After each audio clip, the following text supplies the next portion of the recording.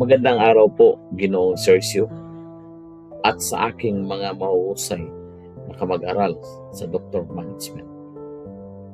Ang pilosopiyang ito ay matagal ko nang pinag-isipan, lalo nung akong magiging isang guro.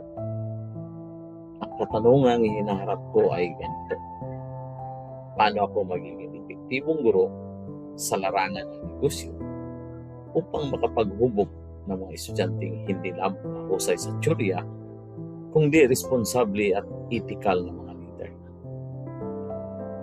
Ang pagiging epektibong guro sa business administration ay nasusukat sa kakayahang linangin ng kaalaman at kasanayan at integridad ng mga estudyante upang sila ay maging responsable at makataong negosyante at leader.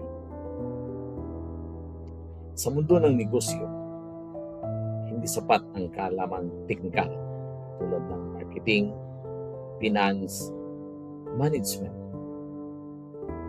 Mahalaga ang kakayahang mag-isip, kritikal, at gumawa ng matalinong desisyon sa harap ng mga pagbabago at kompetisyon. Bilang isang guro, tungkulin kong ihanda sila sa ganitong realidad. Ang negosyo ay may direktang epekto sa lipunan.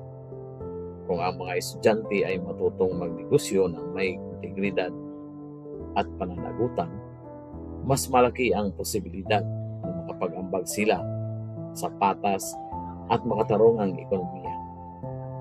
Kaya't mahalagang maisama sa pagtuturo ang etika at pagpapahalaga.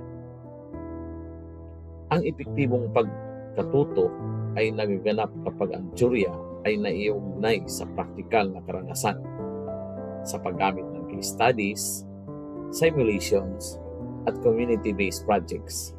Natututo ang mga estudyante kung paano ilapat ang kanilang kaalaman sa tunay na sitwasyon sa negosyo.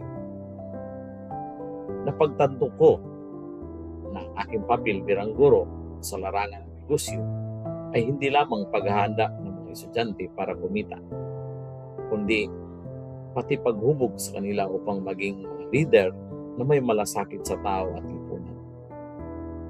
Sa makatuwid, nararapat kong itaguyod ang isang uri ng edukasyong pagnegosyo na hindi lamang nakatuon sa tubo, kundi sa pananagutan, integridad at malasakit sa kapwa.